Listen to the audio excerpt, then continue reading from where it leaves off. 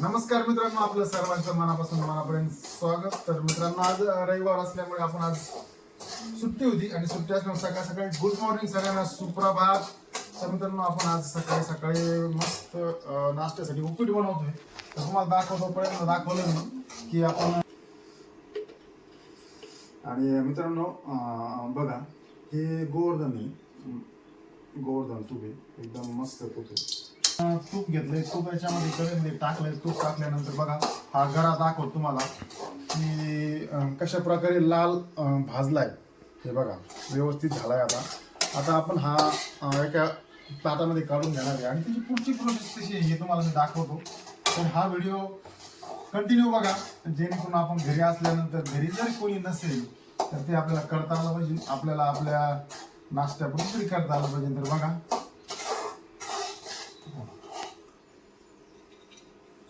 चला मित्रांनो, आपण अगोदर गरा जो आहे तो तुपामध्ये भाजून घेतलाय. त्यानंतर एक पळी आपण या ठिकाणी तेल घेतो. बघा, तुम्हाला दाखवतोय,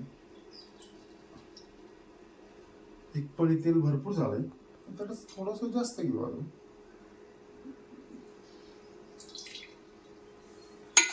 तेल घेतलंय. याच्यामध्ये आपण जो साखर शिरा गरा करतोय त्याच्यापेक्षा थोडस वेगळी पद्धत आहे याची.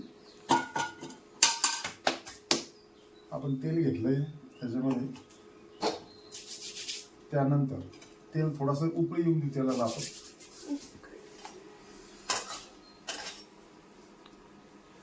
त्यानंतर यामध्ये लगेच मिरची नाही टाकायची. काय होतं, मिरची टाकल्यानंतर नाही त्याचा तिखट लवकर आपल्या डोळ्याला होतोय, तिखट लागते. त्याच्यामध्ये आपण अगोदर कांदा टाकून घेतला. आता आपण बघा, मिरची टाकली आपण याच्यामध्ये. मिरची टाकल्यानंतर या ठिकाणी आपण जिरे टाकणार आहोत. बघा, थोडीशी जिरे घेतले, तर ठिकाणी हळद घेतली. ओके, जिरे हळद झालेली टाकतो. तर बघा, अशा प्रकारे व्यवस्थित नंतर असं टाकून घेतलं आपण याच्यामध्ये.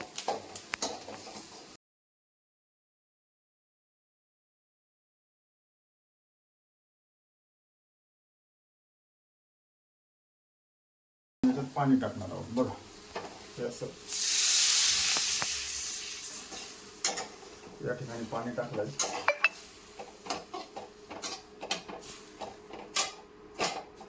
अजून पाणी टाकावं लागतं मला. या ठिकाणी चवीनुसार आपण मीठ टाकलंय. त्यानंतर हे जे पाणी आहे, त्या पाण्याला पूर्ण उकळी येऊन द्यायची आणि त्यानंतर पुढची प्रोसेस करायची. तर चला, तोपर्यंत 5 मिनिट. त्यानंतर आपण याच्यामध्ये टमाटर टाकूया, असं चिकन मस्त व्यवस्थित. टमाट्याने काय होतं, एकदम मस्त लागतं बघा उपीट. वापरलं नसेल तर वापरून बघा. हे बघा, आता मस्त उकळी आली या ठिकाणी. तुम्हाला सांगतो की आपण त्याच्यामध्ये हे टाकणार आहोत. आता बस,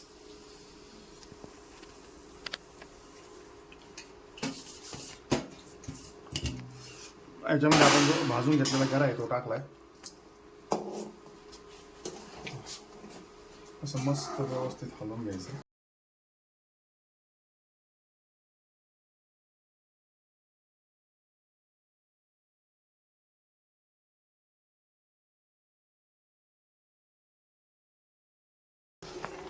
बघा कसा व्यवस्थित आणि कसा एक सुंदर असा उपमा तयार झाला. इथं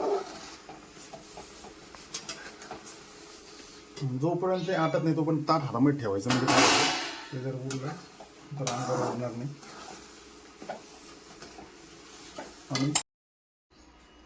तर बघा मित्रांनो, कशा प्रकारे हा उपीट तयार झालेला आहे. तर चला,